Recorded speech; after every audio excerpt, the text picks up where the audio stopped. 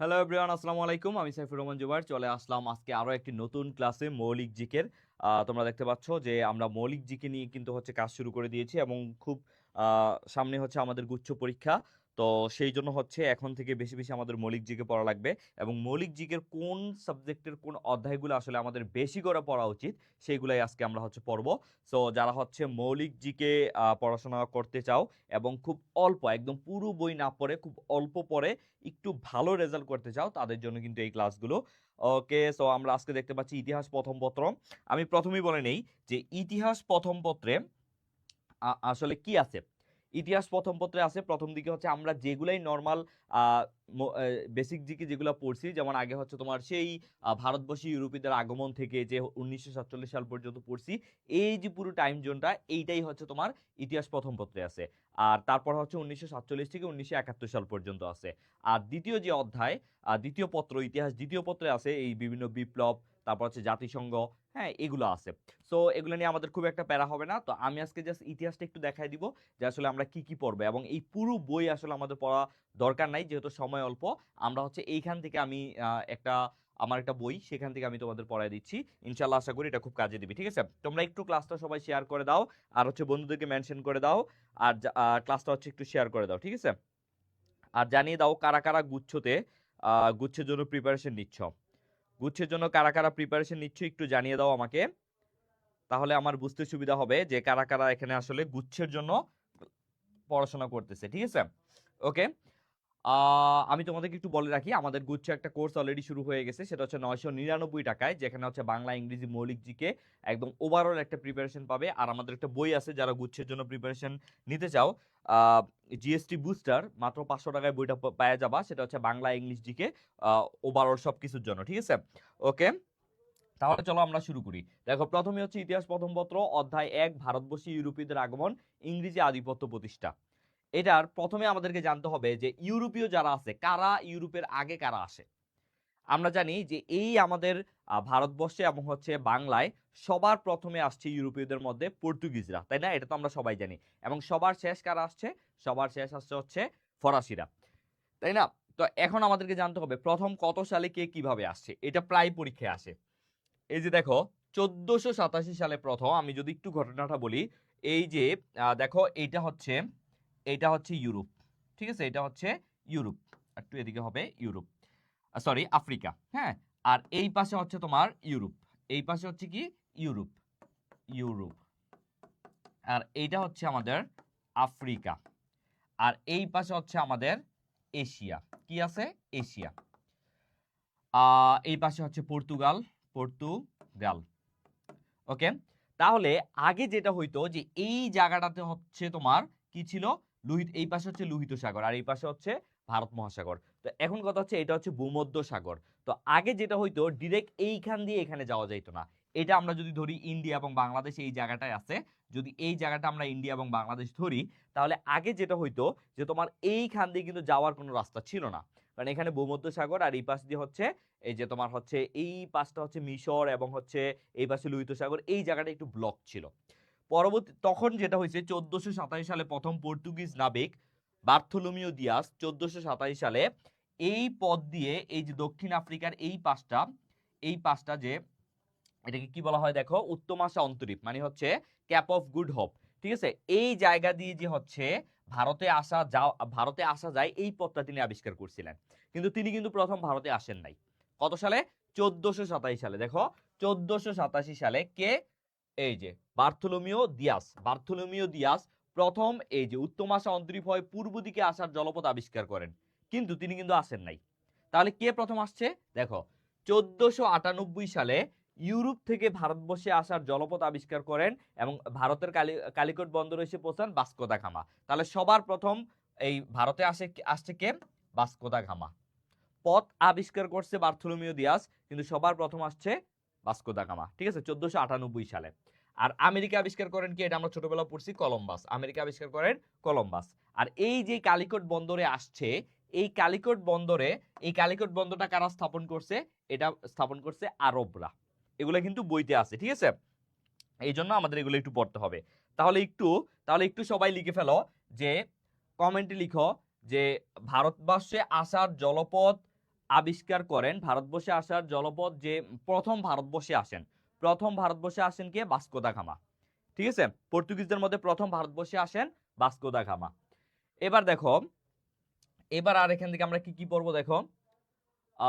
পর্তুগিজরা চট্টগ্রামে আসে কত সালে? এগুলা প্রশ্ন আসবে না, আসবে হচ্ছে এই যে 1600 সালে ইংরেজদের রানী এলিজাবেথের অনুমতি নিয়ে সম্রাট আকবরের দরবারে আসেন। কত সালে? 1600 সালে। আর দেখো চট্টগ্রামকে পোর্টো গ্রান্ডে নামকরণ করছে কে? পর্তুগিজরা। এটা পরীক্ষা আসার মতো। তারপরে দেখো ইংরেজরা সম্রাট জাহাঙ্গীর, আচ্ছা এই যে সবার প্রথম ইংরেজরা বাংলায় কোথায় বাণিজ্য কুটি স্থাপন করে? হরিহরপুরে। তাহলে বাংলার প্রথম কোনটা? হরিহরপুর। আর এটা কার? ইংরেজরা সম্রাট শাহজাহানের অনুমতি নিয়ে, কার অনুমতি নিয়ে? সম্রাট শাহজাহানের অনুমতি নিয়ে বাংলায় প্রথম হরিহরপুরে বাণিজ্য কুটি স্থাপন করে। এটা গুরুত্বপূর্ণ। তারপর দেখো ইংরেজরা ফোর্ট উইলিয়াম দুর্গ নির্মাণ করে 1700 সালে। এটা গুরুত্বপূর্ণ একটা তথ্য। তারপর হচ্ছে দিল্লি সম্রাট ফররুখ শিয়ার বাংলায় বিনা শুল্কে ইংরেজদের বাণিজ্য অনুমতি দেন। এটা একটা গুরুত্বপূর্ণ তথ্য। কে বাংলায় বিনা শুল্কে ইংরেজদের বাণিজ্যের অনুমতি দিছে? ফররুখ শিয়ার। এটা পড়তে হবে। তারপর দেখো দ্বৈত শাসন কে চালু করছে? দ্বৈত শাসন চালু করছে রবার্ট ক্লাইভ। কত সালে? 1765 সালে। Robert Clive. তাহলে এটা প্রায় আসে যে দ্বৈত শাসন চালু করে কে? দ্বৈত শাসন চালু করে রবার্ট ক্লাইভ। কত সালে? 1765 সালে। 76-এর মনন্তর নামে পরিচিত অনাবৃষ্টিতে যে দুর্ভিক্ষটা দেখা দেয় সেটা কত সালে হয়? সেটা হয় ইংরেজি 1770 আর বাংলায় হয় 1176। এই জন্য এটাকে বলা হয় 76-এর মনন্তর। ঠিক আছে, বাংলা 1176 আর ইংরেজিতে 1770। খুবই গুরুত্বপূর্ণ একটা তথ্য। ঠিক আছে, ওকে, এটা একটু কমেন্টে লিখে ফেলো সবাই যে 76-এর মনন্তর হয় বাংলা 1176 আর ইংরেজি সাল 1770। সবাই এটা একটু কমেন্টে লিখে ফেলো। ওকে, তারপরে আসো চিরস্থায়ী বন্দোবস্ত প্রবর্তন হয় কত সালে? 1793 সালে। এটা একটু কমেন্টে লিখতে পারো যে 1793 সালে চিরস্থায়ী বন্দোবস্ত প্রবর্তন হয়। আর আরো একটা গুরুত্বপূর্ণ যে কোম্পানির শাসনের অবসান মানে শেষ হয় আর রানীর শাসন শুরু হয় কবে? রানীর শাসন শুরু হয় 1858 সালে। ঠিক আছে, এটাও মাঝে মাঝে আসে। রানীর শাসন শুরু হয় কবে? 1858 সালে। হ্যাঁ, যারা গুচ্ছতে পরীক্ষা দিবে তোমাদের বন্ধু বান্ধবী যেই আছে তাদেরকে একটু মেনশন করে দাও আর অবশ্যই ক্লাসটা একটু শেয়ার করে দাও। ওকে, এইবার দেখো এটা আমরা খুব সংক্ষেপে একটা চার্টে দেখব। এই যে দেখতে পাচ্ছ ইউরোপীয় বণিকদের আগমন। আমরা যদি একটা চার্টে দেখি এখান থেকে আমাদের কি কি পড়তে হবে, একদম সুন্দর একটা চার্টের মাধ্যমে আমরা দেখতে পাচ্ছি। এই যে দেখো আগমনকারী পর্তুগিজরা সবার প্রথম, তাহলে কারা আসছে? পর্তুগিজরা। কত সালে? 1498 সালে কালিকট বন্দরে। তারপরে আমাদের যেটা পড়তে হবে বাংলায় তারা কি নামে পরিচিত? বাংলায় পর্তুগিজরা ফিরিঙ্গি নামে পরিচিত। এটা আমাদের জন্য একটা গুরুত্বপূর্ণ তথ্য। তারপর তারা বাংলায় প্রথম কুঠি কোথায় স্থাপন করে? হুগলি। এটা মাঝে মাঝে আসে। এবং বাংলা ত্যাগ করে 1666 সালে চট্টগ্রাম থেকে। ঠিক আছে, তারপরে যেটা আমাদের পড়তে হবে ইংরেজরা কখন আসে? 1600 সালে প্রথম আসে আকবরের দরবারে। এটা গুরুত্বপূর্ণ। বাংলায় আগমন করে 1600 সালে। তারপরে হচ্ছে বাংলায় প্রথম কুটি স্থাপন করে কোথায়? ইংরেজরা। এটা খুবই গুরুত্বপূর্ণ। এটা হচ্ছে হরিহরপুরে। কোথায়? হরিহরপুরে। তারপরে দেখো নেদারল্যান্ডস। এই যে দেখো নেদারল্যান্ডরা ডাচ নামে পরিচিত আবার ওলন্দাজ নামেও পরিচিত। এই যে দেখতে পাচ্ছ ওলন্দাজ নামে পরিচিত। এখানে আর কিছু পড়া লাগবে না। ডেনমার্ক তারা কি নামে পরিচিত? এটা পরীক্ষায় আসে। ডেনমার্করা হচ্ছে ডিনেমার নামে পরিচিত। আর ফ্রান্স ফরাসি, তারা ফরাসি নামে পরিচিত। তাদের একটা বাংলায় যে কুঠি ছিল সেটা হচ্ছে চন্দননগর। ঠিক আছে, এগুলা একটু পড়লেই হবে। ওকে, আশা করি বুঝতে পারছো। চন্দননগর। ওকে, এবার আসো পর্তুগিজ সম্পর্কে আমরা যদি দেখি, মোগল সম্রাটদের আনুগত্য স্বীকার করেনি কারা? পর্তুগিজরা। এইটা আসে পর্তুগিজ গভর্নরদের মধ্যে সর্বশ্রেষ্ঠ ছিল কে? আলবুকার্ক। পর্তুগিজ গভর্নরদের মধ্যে সর্বশ্রেষ্ঠ ছিল আলবুকার্ক। এটা একটু পড়বা। তারপরে নীলজল নীতির প্রবক্তা কে ছিল? আলবুকার্ক। নীলজল নীতি, নীলজল কি? সমুদ্র। ঠিক আছে, এই নীলজল নীতির প্রবক্তা ছিল আলবুকার্ক। তারপরে চট্টগ্রাম থেকে পর্তুগিজদের বিতাড়িত করেন শায়েস্তা খান। এটা একটু মনে রাখবা যে চট্টগ্রাম থেকে পর্তুগিজদের বিতাড়িত করেন শায়েস্তা খান। ওকে, তারপর দিল্লির কোন সম্রাট বাংলা থেকে পর্তুগিজদের বিতাড়িত করেন? শেরশাহ কিন্তু করছে। ঠিক আছে, এইবার আমরা দেখব ইংরেজদের তথ্যটা। এইটা হচ্ছে একটু বেশি গুরুত্বপূর্ণ। ইংরেজ দেখো কলকাতা নগরী প্রতিষ্ঠা করেন কে? Job Charnock. এবং কলকাতা কোন নদীর তীরে? হুগলি নদীর তীরে অবস্থিত। এটা ভালো করে পড়বা। তারপরে হচ্ছে এলাহাবাদ চুক্তির মাধ্যমে কোম্পানিকে বাংলার দেওয়ানি প্রদান করে সম্রাট শাহ আলম।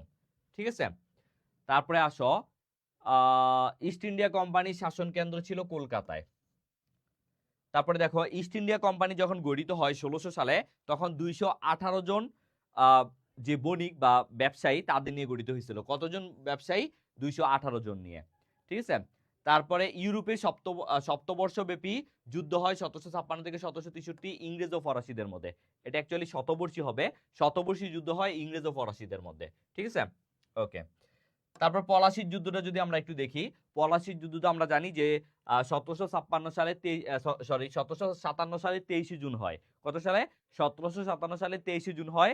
এবং পলাশির যুদ্ধটা কোথায় হয়? পলাশির যুদ্ধটা হয় হচ্ছে এই যে দেখো ভাগীরথী নদীর তীরে। কোন নদীর তীরে? ভাগীরথী নদীর তীরে। এটা পরীক্ষায় আসে। এবং ইংরেজদের সেনাপতি ছিল ক্লাইভ।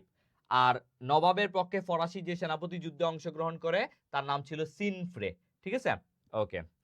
তারপরে ইস্ট ইন্ডিয়া কোম্পানি বাংলায় দ্বৈত শাসন ব্যবস্থা চালু করে 1765 সালে, অর্থাৎ বক্সারের যুদ্ধ হয় 1764 সালে। এবং বক্সারের যুদ্ধে যখন ইংরেজরা জিতে যায়, তারপরেই তারা 1765 সালে বাংলায় দ্বৈত শাসন ব্যবস্থা চালু করে। 76-এর মন্বন্তরের সময় বাংলায় গভর্নর ছিল কার্টিয়ার। এইটা প্রায় আসে যে 76-এর মন্বন্তরের সময়, 76-এর মন্বন্তরের সময় এই যে 76-এর মন্বন্তরের সময় একটু ঝামেলা করতেছে। 76-এর মন্বন্তরের সময় বাংলার গভর্নর ছিল কার্টিয়ার, এটা পড়তে হবে। তারপরে হচ্ছে ওকে, তারপরে দেখো দ্বৈত শাসন। দ্বৈত শাসন আমরা প্রায় দেখি যে দ্বৈত শাসন আসলে কি। দ্বৈত শাসন মানে হচ্ছে, দেখো দ্বৈত শাসন তখন এটা বুঝাইতো যে এক হচ্ছে নবাবের হাতে যে ক্ষমতা, আর এক হচ্ছে ইংরেজদের হাতে যে ক্ষমতা। নবাবের হাতে যে ক্ষমতা এবং হচ্ছে ইংরেজদের হাতে যে ক্ষমতা। নবাবের হাতে শুধু বিচার বিচার সংক্রান্ত কাজগুলো হবে, আর ইংরেজদের হাতে হচ্ছে তোমার এই যে কর, তারপর হচ্ছে রাজস্ব আদায়, এই কাজগুলো হবে। ঠিক আছে, এইটা কি বলা হয়? একটা অঞ্চলকে দুইজন মিলে শাসন করবে, এটাই হচ্ছে দ্বৈত শাসন ব্যবস্থা। ঠিক আছে, তো দ্বৈত শাসন ব্যবস্থা প্রবর্তন করেন রবার্ট ক্লাইভ এবং বিলোপ করেন ওয়ারেন হেস্টিংস। দুইটাই পড়তে হবে। দ্বৈত শাসন ব্যবস্থা প্রবর্তন করেন রবার্ট ক্লাইভ এবং বিলুপ্ত করেন ওয়ারেন হেস্টিংস। ওকে, তারপরে যদি আমরা দেখি উপমহাদেশে ইংরেজ শাসনে, আচ্ছা এটা রবার্ট ক্লাইভ। ওকে, আচ্ছা তারপরে আমরা দেখব বাংলায় নবাবী শাসন। এই জায়গা থেকে যেই প্রশ্নটা সবচেয়ে বেশি আসে যে বাংলার প্রথম স্বাধীন নবাব কে? বাংলার প্রথম স্বাধীন নবাব কে? এই যে আমরা যদি দেখি যে বাংলার প্রথম স্বাধীন নবাব কিন্তু হচ্ছে মুর্শিদ কুলি খান। মুর্শিদ কুলি খান হচ্ছে বাংলার প্রথম স্বাধীন নবাব। তিনি হচ্ছে রাজধানী ঢাকা থেকে মুর্শিদাবাদে স্থানান্তর করেন। ঠিক আছে, তারপরে দেখো বাংলার রাজস্ব ব্যবস্থার পুনর্গঠন করছে কিন্তু এই মুর্শিদ কুলি খান। তারপরে দেখো আলীবর্দী খান কে ছিল? আলীবর্দী খান ছিল সিরাজউদ্দৌলার নানা। এবং এই প্রশ্নটা পরীক্ষায় আসছিল। বর্গী বর্গী বর্গীদের হচ্ছে, বর্গী কাদেরকে বলা হইতো? বর্গী বলা হইতো মারাঠাদের। আর মারাঠারা ছিল লুণ্ঠন প্রিয়। এই জলপথ দিয়ে যারা যাইতো তাদেরকে ধরে ধরে তাদেরকে লুণ্ঠন করতো। ঠিক আছে, তো এইটা হচ্ছে তোমার বর্গী। এই বর্গীদেরকে কে উচ্ছেদ করে? বর্গীদের উচ্ছেদ করে হচ্ছে আলীবর্দী খান। এটা পরীক্ষায় আসে। ঠিক আছে, তারপরে দেখবো আমরা বাংলার শেষ নবাব সিরাজউদ্দৌলা খান সম্পর্কে। সিরাজউদ্দৌলা, ঠিক আছে, নবাব সিরাজউদ্দৌলা। দেখো তার প্রকৃত নাম হচ্ছে মির্জা মোহাম্মদ এবং তিনি বাংলার শেষ স্বাধীন নবাব ছিল। এবং পলাশির যুদ্ধে তার বয়স ছিল মাত্র 23 বছর মতো। এবং 1757 সালে 23 জুন ভাগীরথী নদীর তীরে তিনি পলাশির প্রান্তরে তিনি হচ্ছেন এই যুদ্ধে তিনি হেরে যান। এবং তার হত্যাকারী ছিল মোহাম্মদী বেগ। তারই হচ্ছে কাইন্ড অফ কি বলে, তারই হচ্ছে তার পালক ভাই আর কি। তারপর অন্ধকূপ হত্যা তৈরি করে হলওয়েল। আচ্ছা, তো এইখানে আমরা একটু দেখবো মীর কাসিম সম্পর্কে। তিনি ছিল মীর জাফরের জামাতা। এটা দরকার নাই, দরকার হচ্ছে বক্সারের যুদ্ধটা করছিল মীর কাসিম। এবং এটা কত সালে? 1764 সালে। ঠিক আছে, আর বাংলার দেখো বাংলার শেষ স্বাধীন নবাব আমরা দেখছি হচ্ছে সিরাজউদ্দৌলা, কিন্তু বাংলার শেষ নবাবকে নাজিমউদ্দৌলা, মীর জাফরের পুত্র নাজিমউদ্দৌলা। মাত্র 10 বছর বয়সে তাকে হচ্ছে ক্ষমতায় বসানো হয়েছিল। যাই হোক, এই জন্য এটা আসে বাংলার শেষ নবাবকে। শেষ নবাব নাজিমউদ্দৌলা, কিন্তু শেষ স্বাধীন নবাব কিন্তু হচ্ছে আবার সিরাজউদ্দৌলা। ঠিক আছে, ওকে। তারপর আসো লর্ড ক্লাইভ। লর্ড ক্লাইভ সম্পর্কে আমরা কি পড়বো? লর্ড ক্লাইভ হচ্ছে বাংলার প্রথম ব্রিটিশ গভর্নর। বাংলার প্রথম ব্রিটিশ গভর্নর। এবং তিনি কি করছে? তিনি দ্বৈত শাসন চালু করছে এবং এলাহাবাদ চুক্তি স্বাক্ষর করে দ্বিতীয় শাহ আলমের সাথে। ঠিক আছে? তাহলে এলাহাবাদ চুক্তিতে পরীক্ষা এভাবে আসতে পারে, এলাহাবাদ চুক্তি কার কার সাথে হয়? এলাহাবাদ চুক্তি হয় লর্ড ক্লাইভ এবং দ্বিতীয় শাহ আলমের সাথে। ঠিক আছে? তো দেখো আমরা মাত্র 15 থেকে 20 মিনিটে আমরা কি করলাম, একটা অধ্যায় কিন্তু পড়ে ফেললাম। ঠিক আছে? আমরা কিন্তু এখানে শুধুমাত্র যা যা প্রয়োজন শুধু তাই পড়ছি। ঠিক আছে? তার মানে দেখো মাত্র 20 মিনিটে আমরা একটা অধ্যায় পুরো পড়ে ফেলছি এবং এখানে যা যা আছে সবগুলো কিন্তু গুরুত্বপূর্ণ তথ্য। ঠিক আছে?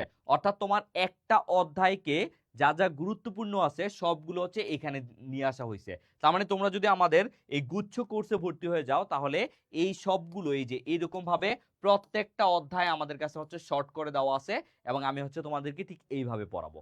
ঠিক আছে?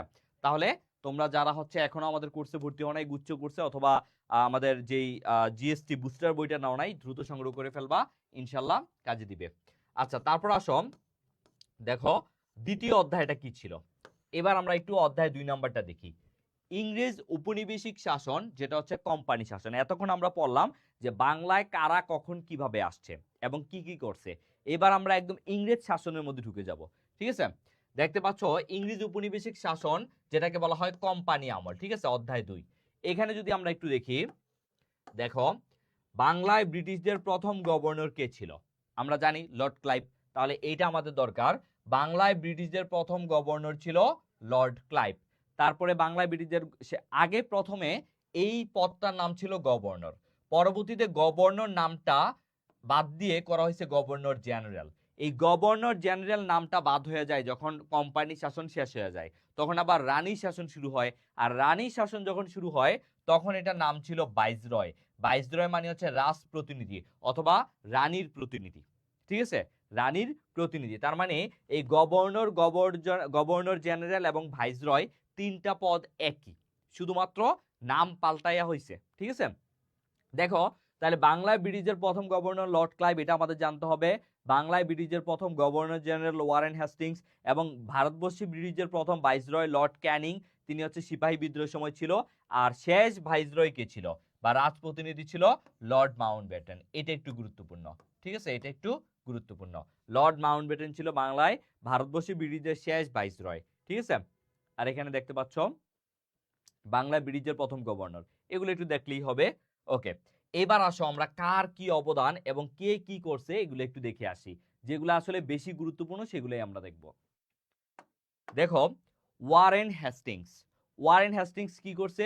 তিনি দ্বৈত শাসন ব্যবস্থা বিলোপ করছে। আমরা একটু আগে দেখে আসছি যে লর্ড ক্লাইভ তিনি হচ্ছে দ্বৈত শাসন ব্যবস্থা প্রবর্তন করছেন, আর ওয়ারেন হেস্টিংস এসে দ্বৈত শাসন ব্যবস্থাটা বিলোপ করে দিছে। এবং তার আরো একটা গুরুত্বপূর্ণ অবদান হচ্ছে উপমহাদেশে প্রথম রাজস্ব বোর্ড গঠন করছে। উপমহাদেশে প্রথম রাজস্ব বোর্ড গঠন করছে, এই জন্য এটা গুরুত্বপূর্ণ। এইবার আমরা দেখব লর্ড কর্নওয়ালিস কি করছে। তিনি জমিদারি প্রথার সূত্রপাত করছে, যেই জমিদারি প্রথা পরবর্তীতে 1955 সাল পর্যন্ত ছিল এবং একে ফজলুল হক এসে এটার ইয়ে করেন, মানে অবসান করেন। তারপরে দেখো চিরস্থায়ী বন্দোবস্ত চালু করছে, খুবই খুবই গুরুত্বপূর্ণ। তাহলে চিরস্থায়ী বন্দোবস্ত চালু করছে কে? Lord Cornwallis. এইটা খুব গুরুত্বপূর্ণ একটা তথ্য। ঠিক আছে? তারপরে আমরা দেখব লর্ড উইলিয়াম বেন্টিং। দেখো লর্ড উইলিয়াম বেন্টিং, তার এখানে আমরা যেটা দেখব সেটা হচ্ছে তিনি সতীদাহ প্রথা বিলোপ করেন।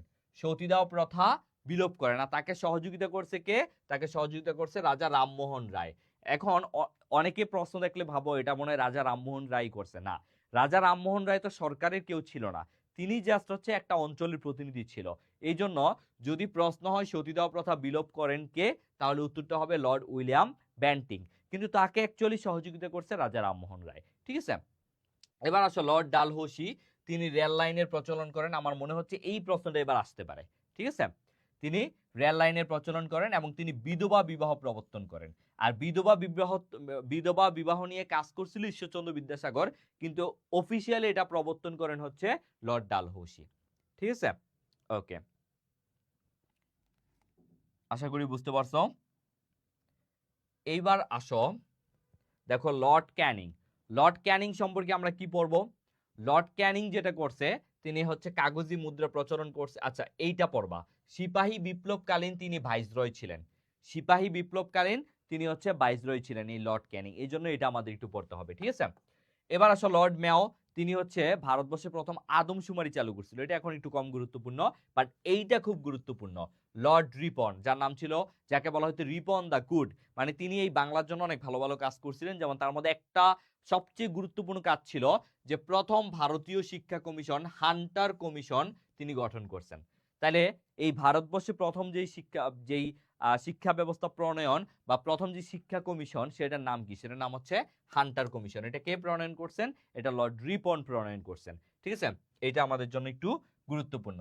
তারপর এই অধ্যায়ে আমরা বিভিন্ন জিনিস দেখবো, যেমন ইংরেজ বিরোধী আন্দোলন ছিল, তার মধ্যে সবার প্রথম ছিল, এইবার আমি কিছুদিন আগে দেখছিলাম রাজশাহীতে এখান থেকে অনেক প্রশ্ন আসছে।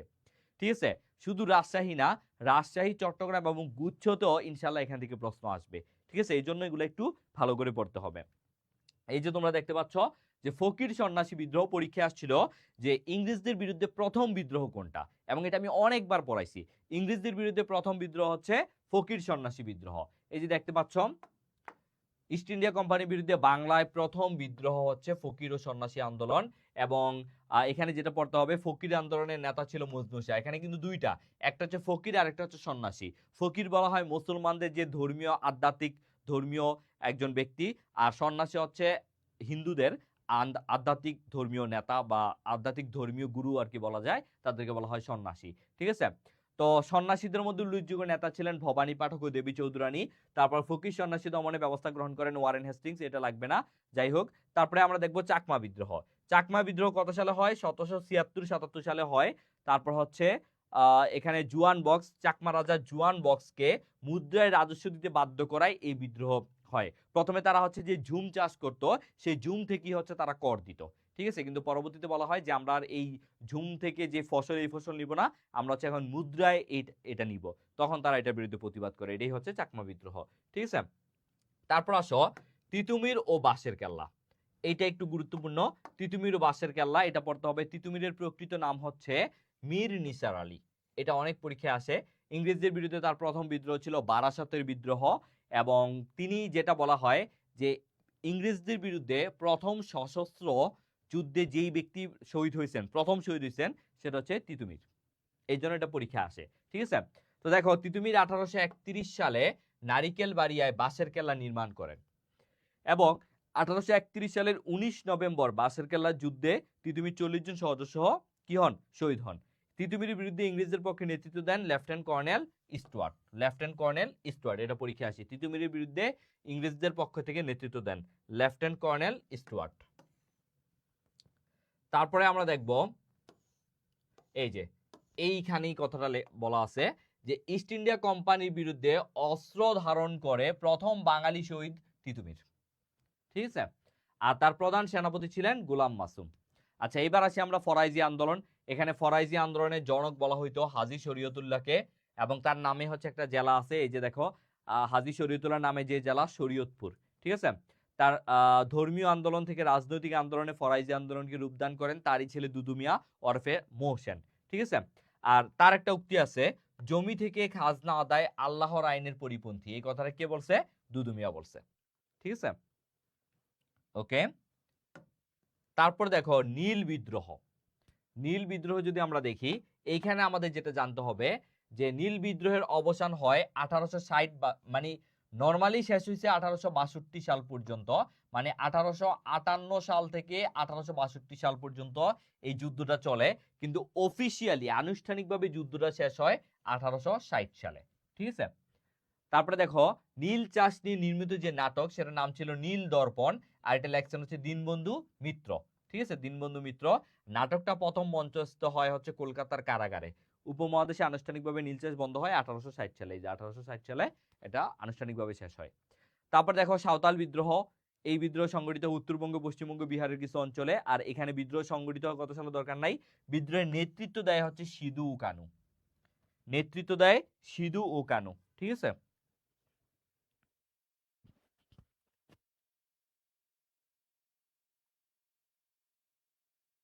ওকে।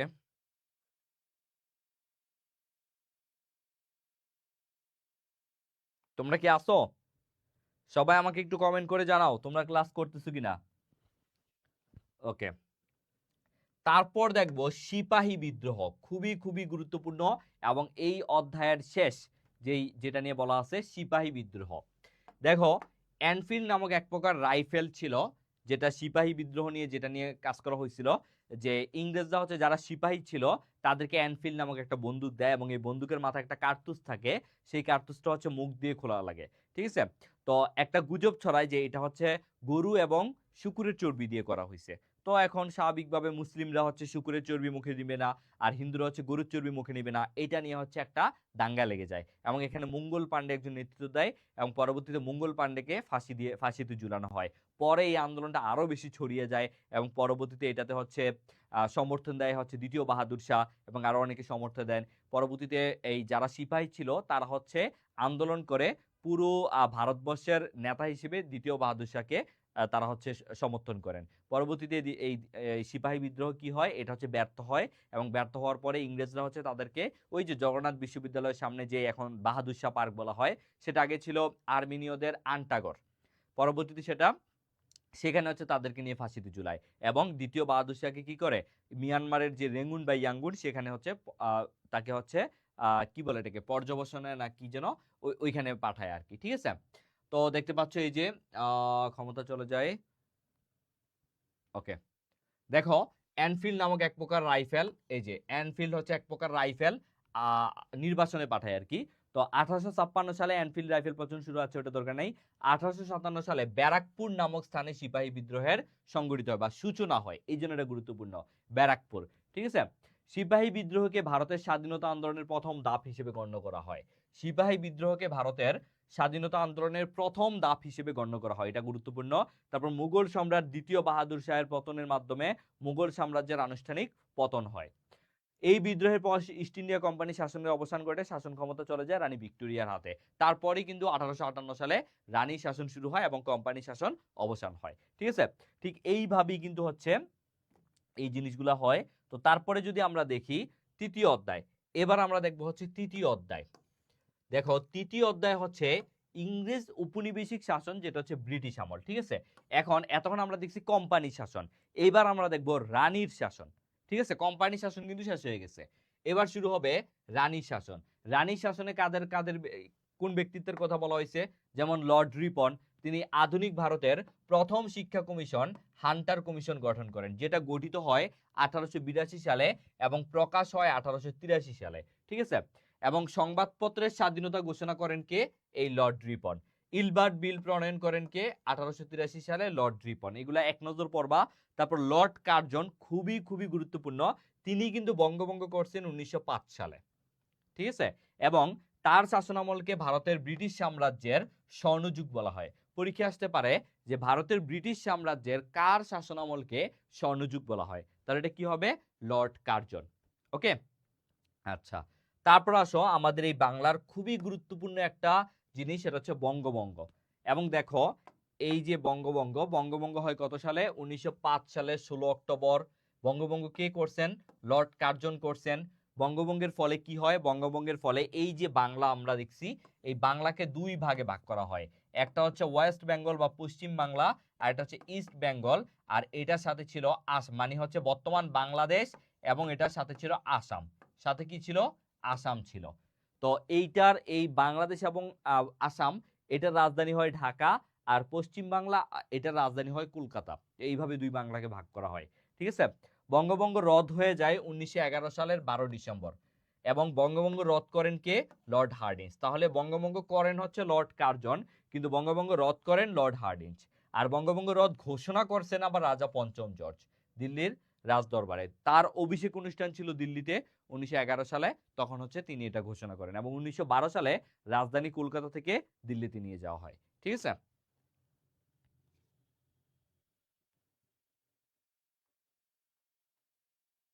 ওকে, আশা করি বুঝতে পারছো। এবার দেখো স্বদেশী আন্দোলন। এই যে বঙ্গভঙ্গ, এই বঙ্গভঙ্গের পরেই কিন্তু স্বদেশী আন্দোলন করা হয়। কারা করে, এই যে কলকাতার যে হিন্দু মধ্যবিত্ত শ্রেণী যারা আছে, তারা হচ্ছে স্বদেশী আন্দোলনটা করে। এই আন্দোলনের মূল থিম ছিল যে বিলিতি পণ্য বর্জন করা। তারা যেটা করে যে ইংরেজরা আসলে এই বাংলায় বা হচ্ছে ভারতবর্ষে কেন আসে, ব্যবসা করার জন্য। তো যখন তারা বাংলাকে ভাগ করে তখন হচ্ছে তারা বলে যে না, বাংলাকে ভাগ করা যাবে না, তারা হচ্ছে এই বিলিতি যে পণ্য আছে সেগুলো বয়কট করে। এখন এত করে ইংরেজদের লস হয়। এইটাই হচ্ছে তোমার এই যে স্বদেশী আন্দোলন, ঠিক আছে। তো এইটাই হচ্ছে তোমার, এইটার বিরুদ্ধেই কিন্তু কে রবীন্দ্রনাথ ঠাকুর হচ্ছে এই যে আমার সোনার বাংলা এটা লেখছে। তারপরে হচ্ছে দ্বিজেন্দ্রলাল রায় লেখছে যে আহ ধনধান্য পুষ্পে ভরা আমাদেরই বসুন্ধরা। তারপরে হচ্ছে আরো বিভিন্ন আহ অনেক কিছু হয়েছে, যেমন অনুশীলন সমিতির নেতা ছিলেন পুলিন বিহারী দাস, যুগান্তর পার্টির নেতা যতীন্দ্রনাথ মুখোপাধ্যায়। হ্যাঁ, তারপর ক্ষুদিরাম ও তার সঙ্গীরা ইংরেজ ম্যাজিস্ট্রেটদের উপর বোমা হামলা করে 1908 সালে। ক্ষুদিরামের ফাঁসি হয় 1908 সালে। তারপর ব্রিটিশ বিরোধী নেতা ছিলেন আহ তোমার হচ্ছে সূর্য সেন। তো সূর্য সেনকে ফাঁসিতে দেওয়া হয় 1933 সালে। তারপর হচ্ছে এই যে প্রীতিলতা ওয়াদ্দেদার, তিনিও কিন্তু ব্রিটিশ বিরোধী আন্দোলনের নেত্রী ছিলেন। হ্যাঁ, পরবর্তীতে পটাশিয়াম সাইনাইড খেয়ে আত্মহত্যা করেন। তো এগুলো হচ্ছে তারা কি কি ছিলেন, তারা ছিলেন ব্রিটিশ বিরোধী বিভিন্ন আন্দোলনের নেতা। তারপরে আমরা দেখবো বাংলায় যে সংস্কার আন্দোলন সেগুলা, যেমন এখানে যদি আমি বলি নওয়াব আব্দুল লতিফ, তখন একটা সময় ছিল এরকম, তখন মুসলিমরা একটা কুসংস্কারের মধ্যে ছিল। তারা হচ্ছে এই যে ইংরেজি শিখবে, এটা তারা শিখতে চাইতো না, ঠিক আছে। এটা তারা শিখতে চাইতো না, এই জন্য হচ্ছে এই নব যে হচ্ছে কি বলে নব আব্দুল লতিফ, সৈয়দ আমির আলী, তারা হচ্ছে মুসলমানদেরকে ইংরেজি শেখার জন্য উদ্বুদ্ধ করেন। কারণ ইংরেজি না শিখলে তো তখন আবার চাকরি পাওয়া যায় না, ঠিক আছে। কারণ তখন ইংরেজরা শাসন করতেছিল। হ্যাঁ, যে ভালো ভালো জবগুলা সেগুলা ইংরেজিতে কন্ডাক্ট করা লাগতো। তো এই জন্য হচ্ছে এই ভালো চাকরিগুলা পাইতো না, মুসলমানরা পিছিয়ে ছিল। আর হিন্দুরা হচ্ছে একটা মধ্যবিত্ত শ্রেণী, মিডল ক্লাস সোসাইটি বিলং করত। এই জন্য হচ্ছে এই নব আব্দুল লতিফ তিনি কি করছে, তিনি 1863 সালে কলকাতায় মুসলিম সাহিত্য সমাজ বা মোহামেডান লিটারি সোসাইটির প্রতিষ্ঠা করেন। তাহলে পরীক্ষা আসতে পারে যে মোহামেডান লিটারি সোসাইটি বা মুসলিম সাহিত্য সমাজ প্রতিষ্ঠা করেন কে? নব আব্দুল লতিফ। তারপর মুসলমানদের ইংরেজি শিক্ষায় অগ্রণী ভূমিকা পালন করেন কে? নব আব্দুল লতিফ। তারপর আসতে পারে সৈয়দ আমির আলী, তার এখানে যেটা গুরুত্বপূর্ণ যে এই বইটা কে লিখছে, the spirit of Islam. The spirit of Islam এই বইটা কে লিখছে, এটা আসতে পারে। তারপরে হচ্ছে স্যার সৈয়দ আহমেদ খান, তিনি আলিগড় আন্দোলনের জনক ছিল। হ্যাঁ, মুসলমানদের ইংরেজি শিক্ষার প্রবর্তন করেন, ভারতের মুসলিম জাগরণের প্রথম অগ্রদূত। এগুলা কিন্তু পড়তে হবে। রাজা রামমোহন রায়, তিনি ছিলেন আধুনিক ভারতের রেনেসাঁর জনক এবং ইংরেজি ভারতবর্ষে মানুষদের ইংরেজি শিক্ষার জন্য উদ্বুদ্ধ করেন। হ্যাঁ, এবং তিনি হচ্ছে আত্মীয় সভা গঠন করেন 1815 সালে, এটা পরীক্ষায় আসে। তারপর যদি আমরা দেখি এই যে এটা বাংলা ব্যাকরণে বাংলায় আসে, যে প্রথম বাঙালি হিসেবে বাংলা ভাষায় প্রথম ব্যাকরণ রচনা করেন, যেটার নাম ছিল গৌড়ীয় ব্যাকরণ 1833 সালে, ঠিক আছে। এটা একটু পড়তে হবে, এটা প্রায় বাংলা ব্যাকরণে আসে। ঈশ্বরচন্দ্র বিদ্যাসাগর, তিনি বাংলা গদ্য সাহিত্যের জনক ছিলেন। তারপরে যদি আমরা দেখি একে ফজলুল হক, আমরা জানি তার অবদান। 1936 সালে তিনি কৃষক প্রজা পার্টি গঠন করছেন, পাশাপাশি ঋণ সালিসি আইন প্রণয়ন করেন। মানে কৃষক প্রজা ঋণ এগুলা নিয়ে যত যা কিছু আছে জমিদারি সব একে ফজলুল হক করছেন, ঠিক আছে। তারপরে ঢাকা ইডেন কলেজের প্রতিষ্ঠাতাও তিনি ছিলেন। তারপর কংগ্রেস, যেটা 1885 সালে হয়, একদম পুরো ভারতবর্ষের সবার সবচেয়ে প্রাচীন যে রাজনৈতিক দলটা, মানে ভারত, পাকিস্তান, বাংলাদেশ, মিয়ানমার, এই চারটা দেশের সবচেয়ে প্রাচীন যে দলটা ছিল সেটা ছিল কংগ্রেস। এটা 1885 সালে হয় এবং এটা তৈরিও করেন ইংরেজরা, অ্যালান অ্যাক্টিভিয়ান হিউম এটা প্রতিষ্ঠাতা ছিলেন। পরবর্তীতে এটা তো মানে এটা পরবর্তীতে হচ্ছে একটু হিন্দুদের দ্বারা বেশি পরিচালিত হইতো। পরবর্তীতে এটার বিরুদ্ধে গিয়ে মুসলিমরা নিজেদের স্বার্থ রক্ষার জন্য ওই বঙ্গভঙ্গের পরে নিজেরা একটা দল গঠন করেন, যেটার নাম হয় মুসলিম লীগ। যেটার নাম হয় মুসলিম লীগ। এই যে মুসলিম লীগের পূর্ব নাম ছিল নিখিল ভারত মুসলিম লীগ। আর প্রতিষ্ঠাতা হয় 1906 সালের 30 ডিসেম্বর। এটা খুব গুরুত্বপূর্ণ একটা ডেট, 1906 সালের 30 ডিসেম্বর। এবং এটা সভাপতি ছিল কে? আগা মোহাম্মদ খান। কিন্তু এটার প্রতিষ্ঠাতা ছিল আমাদের নওয়াব সলিমুল্লাহ। এবং এই যে শাহবাগে এটা গঠন করা হয় 1906 সালে, ঠিক আছে। তারপরে আমরা এখানে কিছু গুরুত্বপূর্ণ তারিখ দেখব, যেমন এই যে 1916 সালে একটা হয় লখনৌ চুক্তি। এই যে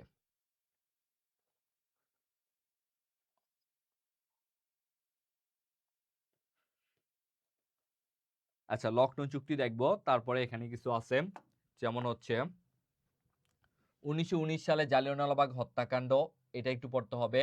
তারপর 1919 সালে খেলাফত আন্দোলন হয় তুরস্কের সমর্থনে। তারপর হচ্ছে অসহযোগ আন্দোলন হয় 1920 সালে। তারপর হচ্ছে স্বরাজ দল বেঙ্গল প্যাক্ট হয় 1923 সালে। তারপর নেহেরু রিপোর্ট, মোহাম্মদ আলী জিন্নাহ 14 দফা পেশ করে 1929 সালে। তারপরে হচ্ছে ব্রিটিশ ভারতে প্রথম নির্বাচন হয় 1937 সালে, খুবই গুরুত্বপূর্ণ।